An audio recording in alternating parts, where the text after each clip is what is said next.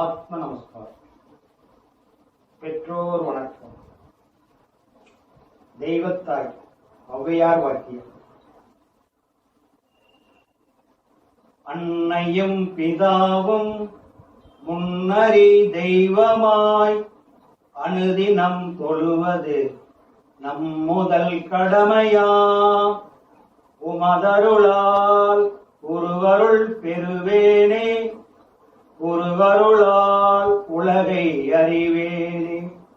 மகரிஷிகளின் அருளொளி பெற எனக்கு குரு கொடுத்த தாயே தந்தையே, அன்னையும் பிதாவும் முன்னறி தெய்வமாய் அனுதினம் தொழுவது நம் முதல் கடமையாம். அன்னைக்கு வணக்கம், தந்தைக்கு வணக்கம், குரு வணக்கம். அகத்தியர் பெருமான் வாக்கியம். ஓம் ஸ்ரீ ஓம் சத்குரு பதமே சாபபாவ விமோச்சனம் ரோக அகங்கார துர்விமோச்சனம் சர்வதேவ சகல சித்த ஒளி ரூபம் சதுரீக சத்குருவே அகஸ்தியர் பிறந்த கர்த்தாயா போற்றி. குருவே சரணம். இறை வணக்கம். திருவள்ளுவர் பெருமான் வாக்கியம். அண்டபிண்டம் நிறைந்து நின்ற அயன்மால் போற்றி, அகண்ட பரிபூரணத்தின் அருளே போற்றி, மண்டலம் சூழ் ரவி மதி சுடரே போற்றி, மதுரை தமிழ் ஓதும் அகத்தியரே போற்றி, எத்திசையும் புகழும் எந்தன் குருவே போற்றி, இடகலையின் குழுமணியும் கமலம் போற்றி, குண்டலனிக்குள் அமர்ந்து நின்ற குகனே போற்றி, குருமணியின் தாயினை எப்போதும் போற்றி. அருள்சோதி தெய்வம் வள்ளல் பெருமான் அவர்கள் ஆக்கியது. அருள்சோதி தெய்வம் என்னை ஆண்டு கொண்ட தெய்வம், அருள்சோதி தெய்வம் என்னை ஆண்டு கொண்ட தெய்வம், அம்பலத்தே ஆடுகின்ற ஆனந்த தெய்வம், பொருள்சார் மறைகளெல்லாம் போற்றுகின்ற தெய்வம், போதாந்த தெய்வம் உயர்நாதாந்த தெய்வம், பொருள்சார் மறைகளெல்லாம் போற்றுகின்ற தெய்வம், போதாந்த தெய்வம் உயர்நாதாந்த தெய்வம், இருள்பாடு நீக்கி ஒளிகின்றருளும் தெய்வம், இருள்பாடு நீக்கி ஒளிகின்றருளும் தெய்வம், எண்ணிய நான் எண்ணியவார் எனக்கருளும் தெய்வம், இருள்பாடு நீக்கி ஒளிகின்றருளும் தெய்வம், எண்ணிய நான் எண்ணியவார் எனக்கருளும் தெய்வம், தெருப்பாடல் உகந்தனையும் சிவமாக்கும் தெய்வம், தெருப்பாடல் உகந்தனையும் சிவமாக்கும் தெய்வம், சிற்சபையில் விளங்குகின்ற தெய்வம் இதே தெய்வம், சிற்சபையில் விளங்குகின்ற தெய்வம் இதே தெய்வம், அருள்சோதி தெய்வம் என்னை ஆண்டு கொண்ட தெய்வம். பெரியோர்களுக்கு வாழ்த்து. அருள் தந்தை வேதாத்திரியார் வாக்கியம். அறிவேதான் தெய்வம் என்றார் தாயும் ஆனார், அகத்ததுவே மெய்ப்பொருளுடன் எடுத்துக்காட்டி அறிவதனை அறிவித்தார் திருவள்ளுவர். அவ்வறிவை அறிவதற்கு முறையில் சொன்னார் அறிஞர் திருமூலர். அவ்வறிவில் ஆழ்ந்து ஆனந்த கவி தந்தார் ராமலிங்கர். அவ்வறிவுக்கு திருக்கோவில் அமைத்தார் அருள் தந்தை வேதாத்திரியார். அறிவில் அறிவாய் நிலைத்து அறவகுத்து வாழ்ந்து காட்டினோர் நினைவு கூறுவோர். யாரொருவர் குருவை மதித்தொழுகினாலும் தப்பாது குரு உயர்வு மதிப்பவர் தம்மை தரத்தில் உயர்த்தி பிறவி பயனை நல்கும். குருவே சரணம், சத்குருவே சரணம், சத்குருவே சரணம். அன்னைக்கு வணக்கம், தந்தைக்கு வணக்கம், ஆசானுக்கு வணக்கம். மெய்யன்பர்களே, உங்கள் அனைவருக்கும் என்னுடைய வணக்கத்தையும் வாழ்த்துக்களையும் தெரிவித்துக் கொள்கிறேன். வாழ்க வளமுடன். உங்களுக்கு சந்தேகம் ஏதாச்சும் இருந்தால் நீங்கள் கேட்குறதுனா கேளுங்க. சந்தேகம் ஏதாச்சும் இருந்தால், மனசுக்குள்ளே பல விதமான சந்தேகம் இருக்கும். இப்போ 2-3 மாதமாக தியானம் பண்ணிக்கிட்டு இருக்கிறீங்க, அதனால் தியானத்தை பற்றி உண்டான சந்தேகமோ அல்லது வேறு பொதுவான ஆன்மீக சந்தேகமோ வேறு எதுவாக இருந்தாலும் கேளுங்க. அல்லது குடும்பத்தில் ஒரு பிரச்சனையாக இருந்தாலும் சொல்லுங்கள். அதுக்கு தகுந்த மாதிரி நம்ம தீர்வு சொல்லலாம். ஆனால் மனசுக்குள்ளே ஆசிரமத்துக்கு வந்துட்டு வெளியே போகும்போது கொஞ்சமாவது ரிலாக்ஸாக போகணும். மனக்குமரலோட மனப்பாரத்தோடு போகக்கூடாது. உங்கள் சந்தேகத்தை கேளுங்க, தெளிஞ்சுக்கிட்டு போங்க. சொல்லுங்கள் ஐயா. நம்ம கேட்ட முன்ன கர்ம வினைகள் பத்தி கேட்டங்கய்யா. கர்ம வினை ஒன்று சொன்னீங்க, ஆகாசிய கர்மா, சஞ்சித கர்மா, பிரார்த்தன கர்மா, நிஷ்கர்மிய கர்மா, இந்த மாதிரி எல்லாம் சொல்றாங்க இல்லைங்களா? அதெல்லாம் என்ன, மொத்தம் எத்தனை இருக்கு, அதெல்லாம் என்னங்கிறது? அது ஆன்மீகத்தில் எண்ணிக்கைக்குள்ள போனீங்களா, ஒவ்வொரு மகான்களும் ஒவ்வொரு எண்ணிக்கை சொல்லுவாங்க. பொதுவாக சொல்கிறது முன்வினை பின்வினை. உங்கள் மனசு எவ்வளோ நிற்குமோ அதை உங்களுக்கு கொடுத்தா போதும்பாங்க. அதெல்லாம் யாருன்னா தன்னுடைய வாழ்க்கையவே அர்ப்பணித்து ஆசிரமவாசியாக வாழ்ந்து குடும்பம் இல்லாத, குட்டி குழந்தை இல்லாத, தனிப்பட்ட முறையில் பிரம்மச்சரியத்திலேருந்து வாழ்கிறவங்களுக்கு பலவிதமான உபதேசம் இருக்குது, அவங்களுக்கு பலவிதமான கட்டுமானம் இருக்குது. அவங்களுக்கு எல்லாம் ஏட்டு ஜெட்டு இந்த பிரபஞ்சத்தை சொல்லி வருவாங்க. சராசரி குடும்ப மனிதனாக இருக்கிறவனுக்கு அவளை சொல்லி பிரயோசனம் இல்லை, தேவையில்லை. அதனால தான் எண்ணற்ற கோள்கள் இருக்குது. உங்களுக்குள்ளே இருக்கிற 9 கோள்கள் மட்டும் உங்கள்கிட்ட காட்டுவான் இறைவன். 2 காது, 2 கண், 2 மூக்கு துவாரம், வாய் 1 7, கீழே 2 9 மலை ஜலம் கழிக்கிறது. 9 நவக்கிரகம் இருக்குதுல்ல, 9 உறுப்பு இருக்குது உங்கள்கிட்ட. இது போதும். ஆனால் 9 நவக்கிரக கோள் தான் இருக்குதா? மேலே நூற்றுக்கணக்கான நட்சத்திர ஸ்டார் பார்க்குறீங்கல்ல, அவ்வளவும் இங்கே கொடுத்துருக்காங்களா? 9 தானே கொடுத்துருக்காங்க அதில். அப்போ இந்த பூமி சொல்கிற போது என்ன ஆகுதுன்னா, இந்த பிரபஞ்சம் முழுவதும் எல்லா பக்கம் மாற்றி உங்களுக்கு மட்டும் இயங்காது, இன்னொருத்துக்கு வேணுமில்ல உலகத்துக்கு. அதனால் பூமி சொல்கிற போது மாறி மாறி வர்றதுனால நம்மக்கிட்ட நேரடியாக தாக்குறது இந்த 9 கோள்கள் தான். அதனால் பலவிதமான கர்மாக்கள் இருந்தாலும் முன்வினை பின்வினை தான் பல ஆயிரம் ஆண்டு காலமாக மக்களுக்கு சொல்லிக்கிட்டு வராங்க. அந்த முன்வினை பின்வினைக்கு அடையாளமாக தான் சஞ்சீத கர்மா, பிராரத்த கர்மா. சஞ்சீத கர்மாங்கிறது நீங்கள் விவரம் தெரிஞ்சு அம்மானு கூப்பிடுறதுக்கு முன்னாடி தொடங்கினது. அப்பா அம்மா விந்திலிருந்து, அவங்க அப்பா அம்மா விந்திலிருந்து சஞ்சீத கர்மா பெரிய மூட்டை. பிராரத்த கர்மா நீங்கள் பிறந்ததுக்கு அப்புறம் வர்றது பிராரத்த கர்மா. இந்த சஞ்சீத கர்மா, பிராரத்த கர்மா, இதை அடையாளம் காட்டுறதுக்கு தான் ஐயப்பன் கோயிலுக்கு போகிறவங்க இருமுடி கட்டிக்கிட்டு போவாங்க. 2 முடி கட்டி தோளில் தூக்கி போட்டு போவாங்க.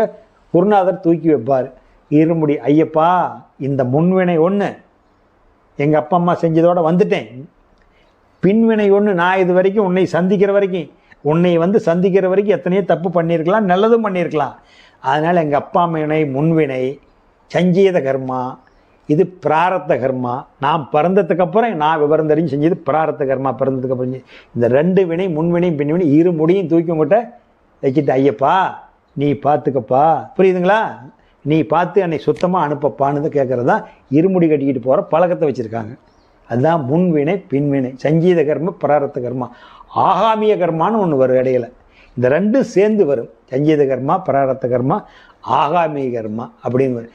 நிஷ்காமிய கர்மாங்கிறது அது என்னென்னா பிறருக்கு உதவி செய்கிறது, பிரதிபலன் எதிர்பார்க்காத தன் கடமையை செஞ்சுட்டு போகிறது நிஷ்காமிய கர்மா. மற்றவங்களுக்கு நல்லது செய்கிறது நிஷ்காமிய கர்மா.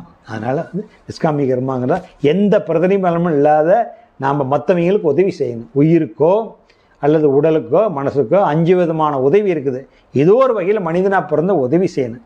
அதுதான் அது கர்ம யோகம் வாங்க. அது கர்ம யோகா. கர்மானா செயல், யோகம்னா நல்ல செயல் செய்யுது. அப்போ 5 விதமான கர்ம யோகம் நம்ம செய்யலாம். கர்மானா செயல், யோகம்னா அதோடு ஒண்டி சேருது. அதனால் கர்ம யோகம்.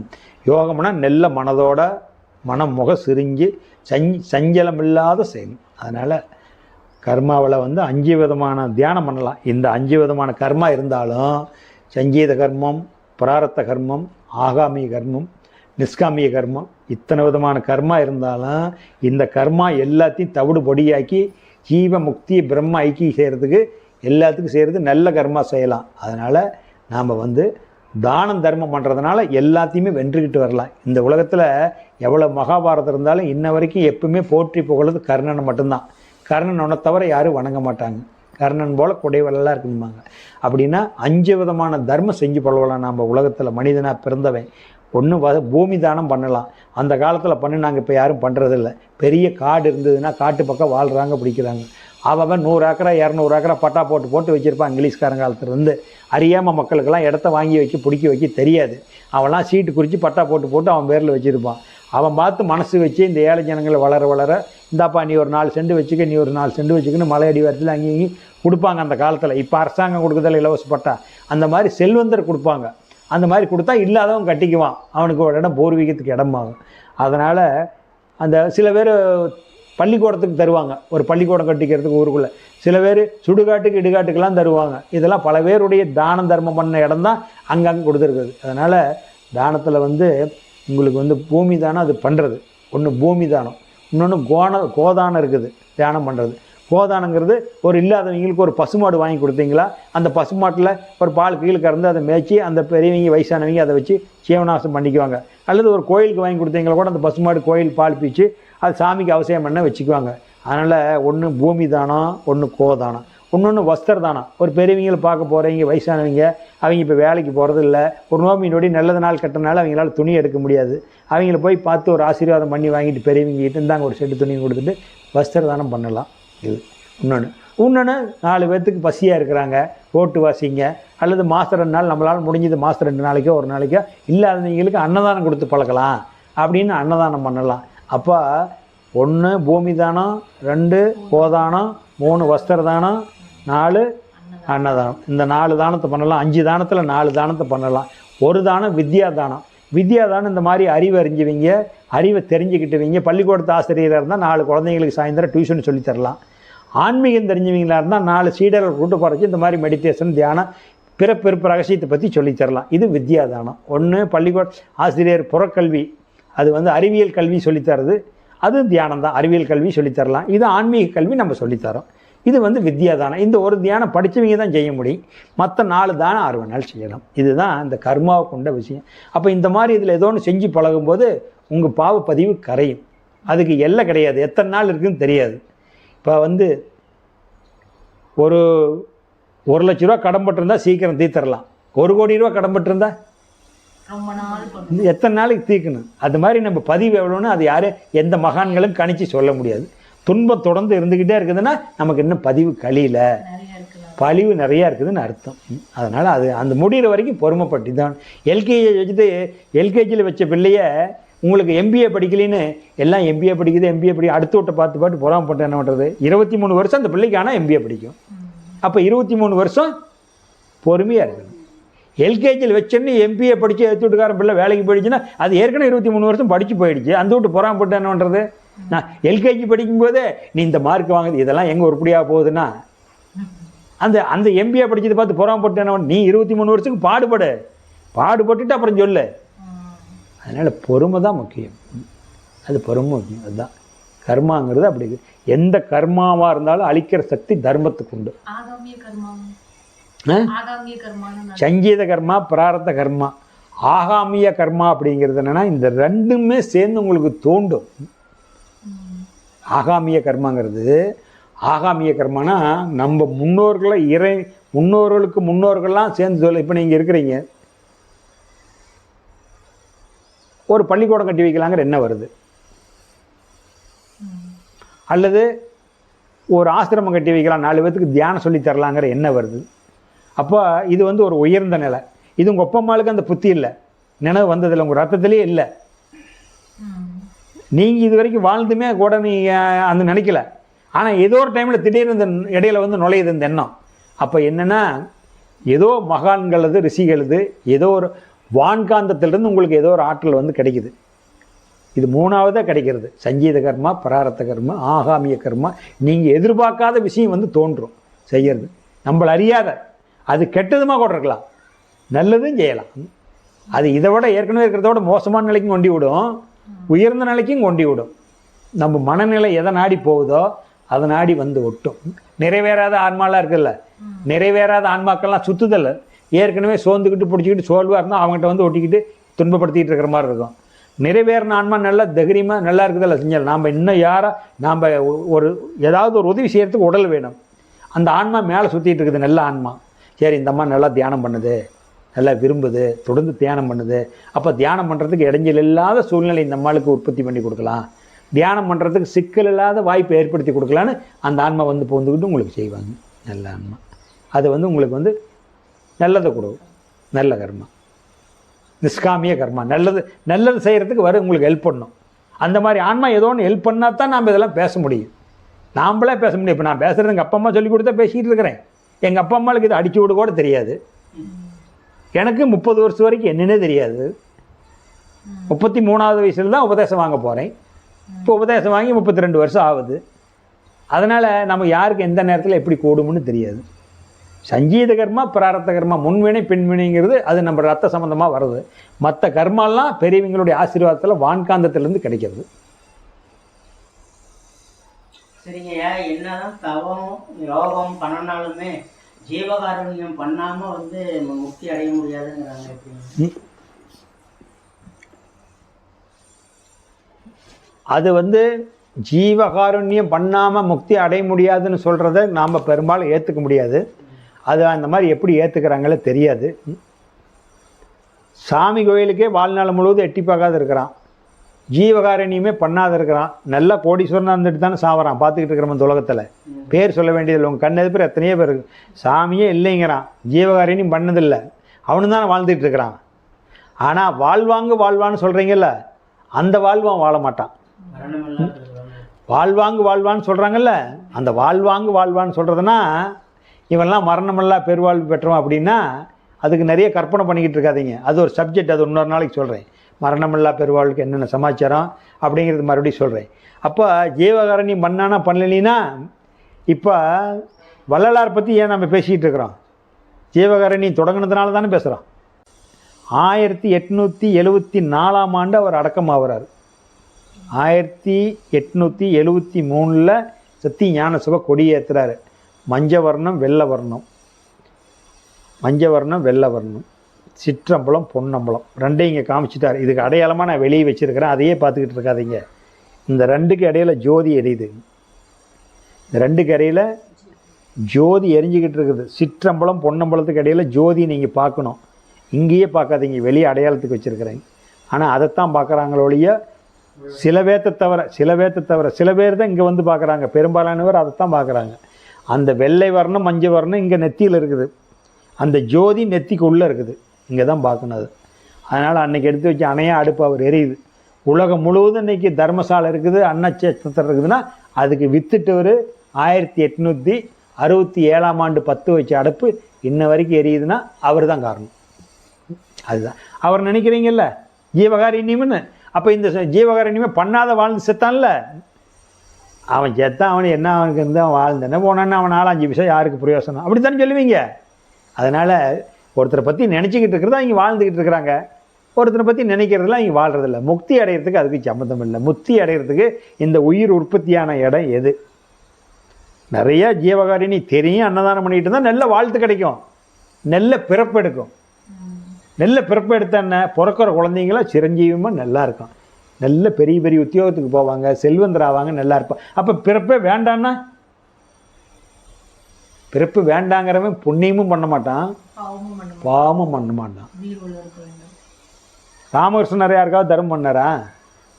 ரமண மகர்ஷி யாருக்காவது தர்மம் பண்ணாங்களா? அவங்களே தானே கோயிலில் உட்காந்துருக்காங்க, அவங்க எப்படி தர்மம் பண்ணுவாங்க? அவங்க எப்படி தர்மம் பண்ணுவாங்க? நான் சொல்கிறது விளங்குதா? அவங்க தர்மம் பண்ணாங்களா? அதாவது அறிவு தானே தியானம் தர்மம் பண்ணாங்க. அறிவு நோய் வந்து ஒருத்தர்கிட்ட போனால் நோய் தீந்துரும்னு மனசு வந்து உன்னுடைய மனமே அங்கே பாதி, இவர்கிட்ட போயிட்டு வந்தால் நோய் தீந்துரும்னு மனசே சொல்லிடுது, அங்கே தீந்துரு. மற்றவங்கிட்ட போகும்போது அந்த நினைப்பு வரலையில்ல. இங்கே போயிட்டு வந்தால் 5 வெள்ளிக்கிழமை இந்த கோயிலுக்கு போயிட்டு வந்தால் நல்லா இருக்குன்னு சொன்னாங்கன்னு சொல்லிட்டு தானே போகிறேன். 5 வெள்ளிக்கிழமை போயிட்டு வந்தால் நல்லா இருக்குன்னு நீயே முதல்ல சொல்லிட்டியே, மருந்தியே கொடுத்துட்டியே. அது வழிகாட்டி, அது உனக்கு முன்னாடி ஒரு பொருள் தேவைப்படுது. ஆன்மீகத்தை அருவத்தை அறியாதவனுக்கு உருவ பொருள் தேவைப்படுது, அதுக்கு அதை சொல்லி வச்சிருக்கிறான். 5 வெள்ளிக்கிழமை நீ தானே போகிற, நீ தானே சொல்லிக்கிற, அவரை போய் பார்த்துட்டு வாங்க ஒருக்கா, எல்லாம் மனசு சந்தோஷமாக இருக்குன்னு சொல்கிறீங்களா? உன்னுடைய எண்ணமே குணப்படுத்திடுதுமா. அப்போ அவர் பார்த்தோன்னே உனக்கு மனசு ஒரு சந்தோஷம், உனக்கு நீயே தான் குணப்படுத்திக்கிற. அவங்ககிட்ட போய் நின்றுட்டு வந்தால் அவங்க அமைதியில் இருக்கிறாங்க.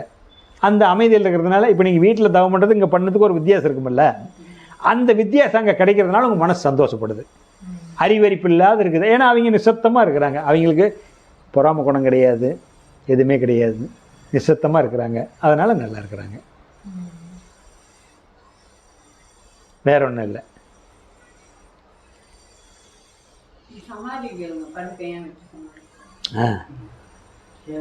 என்னம்மா அவங்க படுக்க சமாளி பண்றாங்க இல்லையா? சமாளி உட்கார வச்சு பண்ணாம படுக்க வச்சு பண்ணாங்க இல்லைங்களா, அந்த டவுட். சித்தர் வழி வழிபாடு பண்ணுறவங்க தியான நிலையை சமாதி பண்ண சொல்லுவாங்க. அது குழி இறக்குறதும்பாங்க. குழி இறக்குறது சித்தர் வழியில் உயிர் வழிபாடு பண்ணுறவங்க, பக்தராக ஞானிகள் மகான்கள் இந்த வழியில் பண்ணுறவங்க படுக்க வச்சு பண்ண சொல்லுவாங்க. அப்படியே நிசத்தமாக படுத்திருக்கிற மாதிரி அப்படியே மண்மறைவு பண்ணுவாங்க. சித்தவர் இந்த சித்தர் வழிபாடு பண்ணுறவங்க தியானம் சித்தர் எல்லாமே அவங்களும் தியானம் பண்ணுவாங்க. ஆனால் முழுக்க முழுக்க சித்தர் வழி பண்ணுறவங்க சமாதி தான் இறக்குவாங்க, படுக்க வைக்க மாட்டாங்க. பக்தி மார்க்கத்திலிருந்து ஞான மார்க்கத்துக்கு வந்து, பக்தி மார்க்கத்தில் இருந்து ஞான மார்க்கத்துக்கு வந்து வழிபடுறவங்க அவர் படுக்க வச்சு பண்ணுவாங்க. அதனால் இது சிறப்பாக அது சிறப்பான அதுலலாம் ஒன்றும் வித்தியாசம் இல்லை, எல்லாமே சிறப்பு தான். அவங்க மனம் எது விரும்புதோ சொல்லிட்டு போவாங்க. என்னோட அவங்க என்னை சித்திரம் மாதிரியே அடக்கம் பண்ணிடுங்க அப்படிம்பாங்க. அல்லது என்னை படுக்க வச்சு சமாதி பண்ணி அவங்க சொல்லுவாங்க, சொல்லாதவங்க செய்ய மாட்டாங்க. இப்போ நானே எப்படிங்கிறது சொல்லி வச்சுருக்கிறேன், இப்போவே சொல்லி வச்சுருக்கிறேன். நாளைக்கு ஏதாச்சும் மெசுங்க பண்ணிட்டா அதனால் எப்படிங்கிறது இப்போயே தான் சொல்லி வச்சு. உசுறு எந்த நேரத்தில் யாருக்கு போகணும்னு தெரியாது. அதனால் இந்த மாதிரி பண்ணிடுங்க, சடங்கெல்லாம் பண்ணிக்கூடாது பிடிக்கூடாது. இல்லை வெளி உலகம் தெரியும், உங்கள் வீட்டுக்காரர் சொல்லிட்டு போனான்னு கேட்பாங்கல்ல. அதனால் அதுக்குனால எப்படி இருக்கணும்னு எங்கள் பசங்க பிள்ளைங்க போல எங்கள் பிள்ளைக்கு மேலே கூட சொல்லி வச்சுருக்கிறேன், இப்படி தான் பண்ணணும், நாளைக்கு சாங்கி பண்ணிக்கூடாது, எண்ணெய் தண்ணி தூக்கக்கூடாது, அதெல்லாம் செஞ்சக்கூடாது நம்ம சொல்லி வச்சுட்டு. அப்போ தான் எங்கள் அப்பாலாம் சொல்லியிருக்காருன்னு சொல்லுமில்ல, இல்லைன்னா ஊர் இருக்கிறவன் வந்து குமார் அடிச்சுட்டு போயிடுவான். அதனால் சாவு எப்படி வேணாலும் வரட்டும், நாம் விரும்புகிற சாவை சொல்லி வச்சிடணும், எப்படி அடக்கம் பண்ணால் நல்லா இருக்குன்னு. அதனால் படுத்துக்கிட்டு பண்ணுறதும் நல்லது தான், உட்காந்துக்கிட்டு அது மண்மறைவு பண்ணுறது ரெண்டுமே மண்மறைவு தான். இந்த மண்ணில் மேலே இருந்தாங்க, இப்போ மண்ணுக்குள்ளே போயிட்டாங்க. என்னவா சொல்கிறாங்களா உங்களுடைய, அதாவது சித்தர் வழிப்படி தியானம் பண்ணி வர்றவங்கள, சித்தர் வழிப்படி தியானம் பண்ணுறவங்கள உங்களுக்கு சப்பனம் போட்டபடியே அது குழி இறக்குறதுன்னு சொல்லுவாங்க, குழி இறக்குறதுன்னு சொல்லுவாங்க. சில பேர் வந்து தியானம் உருவ வழிபாட்டிலேருந்து அருவ வழிபாட்டுக்கு வந்திருப்பாங்க. அவங்க என்ன பண்ணுவாங்களா, என்னை வந்து மண்மறைவு பண்ணியிருப்பாங்க. அதனால் குறுக்கி நீட்ட வாக்கில் போட்டுருங்க, அப்படியே எடுத்துக்கொண்டு வச்சுருங்க அப்படின்னு சொல்லுவாங்க. அதனால அது இது சிறப்பு அது சிறப்புங்கிறது. இருக்கிறவங்களுக்கு திருநீர் வில்வம் அதெல்லாம் போடுறாங்க, துளசி அதெல்லாம் போடுறாங்க இல்லைங்களா, அது எதுக்காக? அது வந்து இந்த உடம்பை வந்து கொஞ்ச நாளைக்கு பாதுகாக்கும். திருநீர் வந்து உடம்புல இருக்கிற நீரெல்லாம் உறிஞ்சிடும். திருநீர் பட்டா நீரை உறிஞ்சிடும். நீர் வந்து உடம்புல இருக்கிற நீரை வந்து திருநீர் அதிகம் போடுறது உறிஞ்சிடும். இந்த வில்வத்தலையில நல்லா வைப்ரேஷன் கிடைக்கும். அதில் வந்து விந்து சக்தி உள்ளது, சக்தி தியான சக்தி உள்ளது வில்வத்தலை, துளசி, இதைத்தான் மாற்றி மாற்றி போடுவாங்க. நல்லா வந்து ஃபஸ்ட்டு வந்து என்ன பண்ணுவாங்கன்னா, துளசி ஒரு முறை அடுக்கிடுவாங்க, 90 ஒரு முறை போடுவாங்க, மறுபடியும் வில்வத்தலை போடுவாங்க, மறுபடியும் துளசி போடுவாங்க, அரை குழி வரைக்கும் அப்படி போடுவாங்க சில பேர். அதுக்கு மேலே இந்த ஜீவனை வைப்பாங்க, ஜீவனை சுற்றி 90 போடுவாங்க. துளசி வில்வமலை 90, துளசி வில்வமலை இதுதான் போடுவாங்க. அது நான் கேள்விப்பட்டதில்லை, அதெல்லாம் நான் கேள்விப்பட்டது. இந்த 3 முக்கியம், வில்வநலை துளசி 90 3 முக்கியமாக போடுறத பார்த்துருக்குறேன். அதெல்லாம் வேறு தேவையில்லை. மற்றபடிக்கு சில பேர் என்ன பண்ணுவாங்கன்னா, நீட்டு வாக்கில் மண் மறைவு பண்ணுறீங்க, ஒரு அடி உயரத்துக்கு மணல் போடுவாங்க, 1 அடி உயரத்துக்கு மணல் போட்டுட்டு இந்த ஜீவன் எடுத்து வச்சுட்டு அதுக்கு மேலே மண் மூடி பண்ணிடுவாங்க. அவங்க எந்த விதமான தலையும் போட மாட்டாங்க. அந்த மாதிரி சில பேர் அடக்கம் பண்ணுவாங்க. அதெல்லாம் போட மாட்டாங்க, சில பேர் போட மாட்டாங்க. மணல் போட்டு வைப்பாங்க, மணல் போட்டு வச்சுட்டு அதுக்கு மேலே வந்து மணல் போட்டுட்டு மேலே வந்து மண்ணை மூடி பாடுவாங்க. சில பேர் அப்படி பண்ணிடுவாங்க.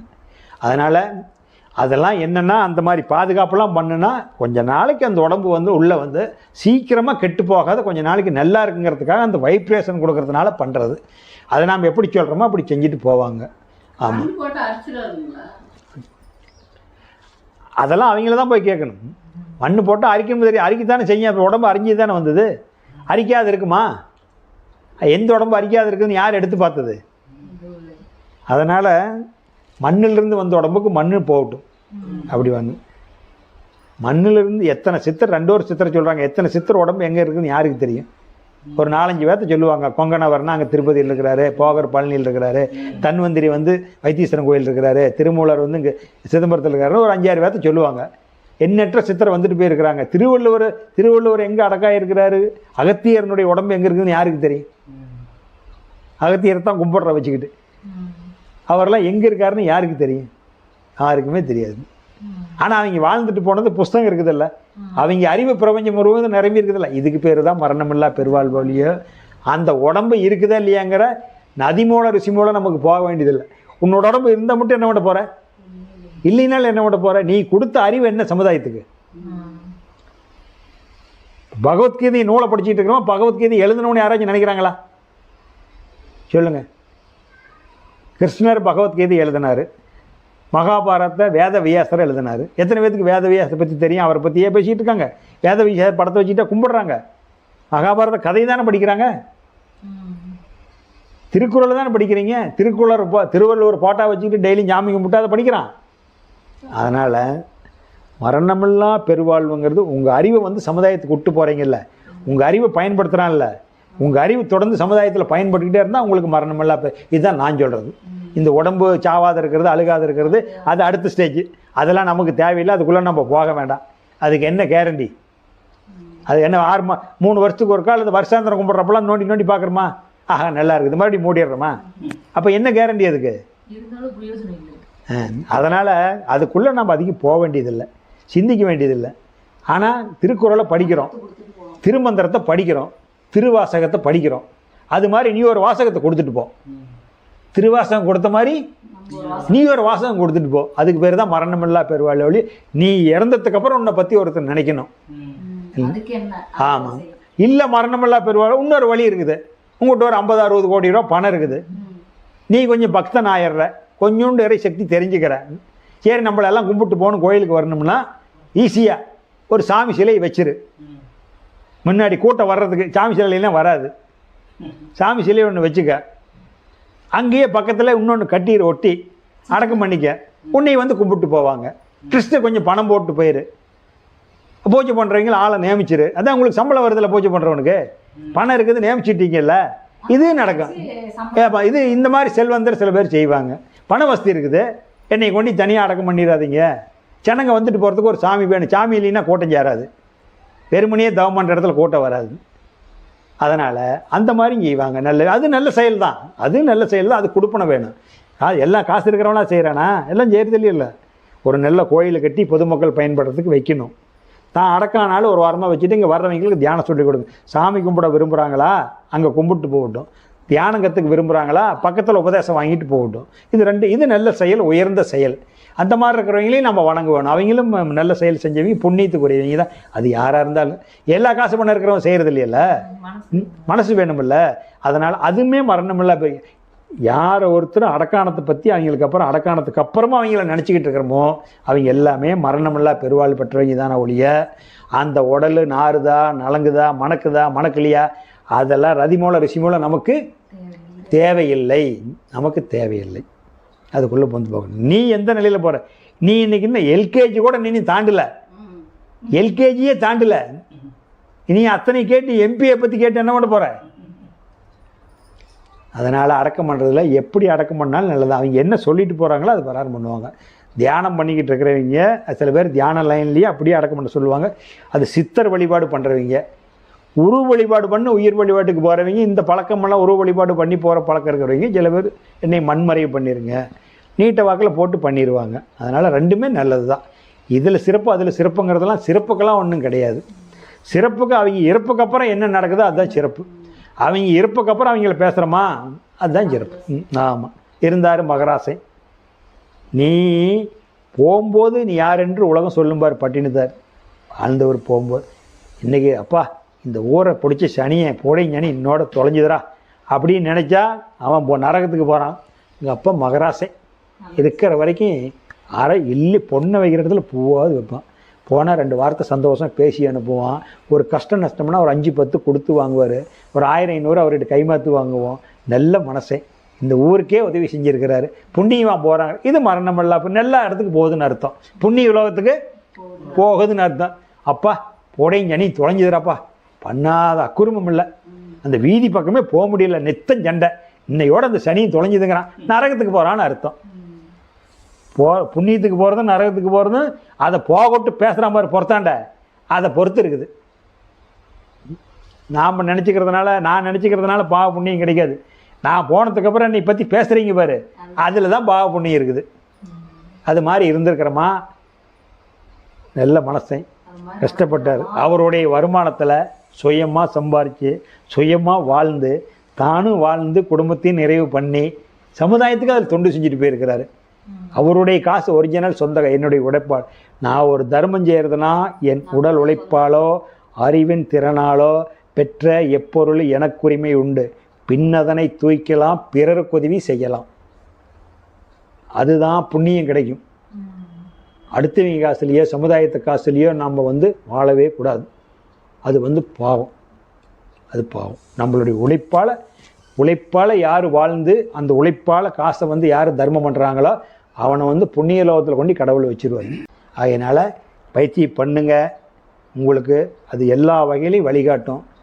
நல்ல சித்தர் இருக்காங்க, எத்தனையோ மகான்கள் இருக்காங்க. நீங்கள் உங்களுடைய ஆன்மாவை நினச்சி தியானம் பண்ணுங்கள். எந்த உருவத்தையும் எந்த சிலை வணக்கமோ அல்லது வெளியே இருக்கிற அந்த குருமார்கள், எத்தனையோ குருமார்கள் சொல்கிறாங்களே, அதனால் உடல் எந்த விதமான உடல் அது சிலை வணக்கமாக இருந்தாலும் கோயில் சிலைகளாக இருந்தாலும் அல்லது சொல்லிக் கொடுக்குற குருமார்களில் எத்தனையோ புஸ்தகம் படிச்சிருப்பீங்க. அந்த குருமார்கள் எந்த உருவமும் உங்களுடைய கண்ணுக்கு முன்னாடி நிற்கக்கூடாது. உங்களுடைய உணர்வு அந்த இடம் எந்த இடத்துல காட்டி கொடுத்தனோ அந்த காட்டி கொடுக்குறதுல அந்த உணர்வு துடிப்பு கூறுற மாதிரி ஊசுற மாதிரி அல்லது சத்த நாத ஒளி கேட்குற மாதிரி பல மாதத்துக்கு அப்புறம் நாத ஒளி கேட்கும். அங்கே ஜோதி எரியிறது, மின்னல். பிரபஞ்சம் முழுவதும் வான்காந்தம் முழுவதும் மஞ்சள் நிறத்தில் எப்படி இருந்தால் இருக்குமோ, மஞ்சள் நிறமாக இருந்தால் எப்படி இருக்குமோ அந்த மாதிரி இருக்கிறதெல்லாம் மாதக்கணக்கு ஆகும். அது பாவப்பதியை பொறுத்து. இதுதான் உங்களுக்கு நினைக்க வரும். நாதமும் ஜோதி. நாதம்னா சத்தம், ஜோதினா ஒளி. இந்த ரெண்டு தான் உங்களுக்கு தெரியணும். மற்றது எந்த உருவமும் தெரியக்கூடாது. எந்த எப்பேற்பட்ட குருமார்களாக இருந்தாலும் அவங்க கண்ணுக்கு முன்னாடி உங்களுக்கு நிற்கக்கூடாது. நின்னா அவங்களோட தான் உங்கள் மனசு நிற்கும். அவங்க எந்த ஆசிரமத்தில் இருக்காங்களோ அந்த ஆசிரமத்துக்குள்ளே அவங்க மனசு இருக்கும். அவங்க மேலே போன இடத்துக்கு நாம் போகணும்னா அவங்களையும் நினைக்கக்கூடாது. இது ராமகிருஷ்ணருக்கு அவருடைய குருநாதர் சொன்னது.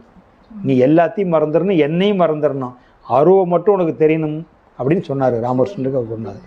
அப்போ அருவம் மட்டும் சுத்த வெளி ஸ்பேஸ் அருவத்தை நினச்சி அதை நம்ம அருவத்தானம் பண்ணுறோம். அருவத்தை மட்டும் நினைக்கிறவங்க தான் அங்கே போகணும். எந்த ரூபமும் நமக்கு சொல்லி கொடுத்தவங்க முன்னாடி கற்றுக்கிட்டு இன்றைக்கி நமக்கு சொல்லித்தராங்க. நீங்கள் இதை தெரிஞ்சுக்கிட்டு நாளைக்கு உங்களுக்கு 10 பேர் சொல்லித்தரீங்க. இதில் யார் உயர்ந்தவர் யார் தாழ்ந்தவர்? இன்றைக்கி இருக்கிற குழந்தை எந்த வாத்தியார்கிட்ட படிக்குதா, அதே வாத்தியாருக்கு பையனுக்கு இந்த குழந்தை படித்து பாஸ் பண்ணிவிட்டு அந்த வாத்தியார் கல்யாணம் ஆகி குழந்தை பிறந்தா அந்த குழந்தை சொல்லித்தரப்போகுது. அதனால் இதில் குரு சீடர்லாம் ஒன்றும் கிடையாது. எல்லாமே இறைவனுடைய குழந்தைங்க. இறைவன் அருவமாக இருக்கிறான்னு தெரிஞ்சுக்கிட்டோம், அதை நினச்சி தவம் பண்ணுறோம். அருவத்தை நினச்சி தான் நம்ம தவம் பண்ணுறோம். அப்போ இந்த இடத்துல எந்த ரூபத்துக்கு வேலை கிடையாது. அதை நினச்சிக்கிட்டு பண்ணுங்கள். வாழ்வாங்கு வாழலாம் என்று கேட்டுக்கொண்டு மீண்டும் அடுத்த முறை சந்திப்போம் என்று கேட்டுக்கொண்டு இந்த தெய்வீக சிந்தனையை நான் நிறைவு செய்து கொள்ளுகிறேன். எல்லா உயிர்களும் இன்புற்று வாழ்க. கொல்லா விரதம் குவளையமெல்லாம் ஓங்குக. நல்லோர் நினைவு நாடெங்கும் பரவுக. வள்ளல் மலரடி வாழ்க வாழ்கவே.